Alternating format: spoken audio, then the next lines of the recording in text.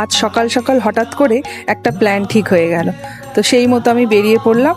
তো আজ যাচ্ছি আমরা কালীঘাট।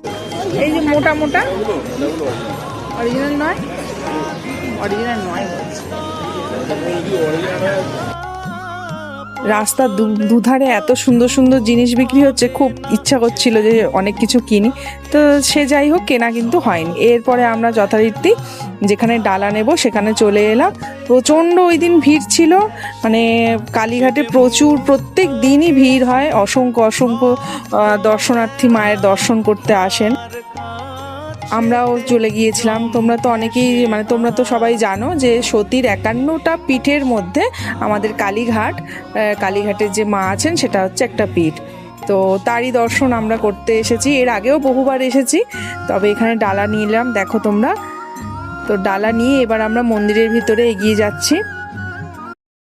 তো যতটা পেরেছি আমি ভিডিও করেছি, কারণ পুরোটা তো করা যাবে না, ওখানে মায়ের কাছে একদম মোবাইল অ্যালাউ নেই। তো বাইরেরটা আমরা যতটা পেরেছি ভিডিও করে নিয়েছি। মায়ের দর্শন করে যেন মনে হচ্ছে সমস্ত কষ্টগুলো কম হয়ে গেল। তো এইভাবে আমাদের এই দিনটা খুব ভালো কেটেছে। তারপরে আমরা বাইরে এসে একটু প্রসাদ গ্রহণ করলাম, দিয়ে গল্প টল্প করে আমাদের সেই দিনটা খুব মজার করে এবং খুব ভালোভাবে কাটলো। এবং তোমরাও তাড়াতাড়ি কালীঘাটে চলে এসো, মায়ের পুজো দাও।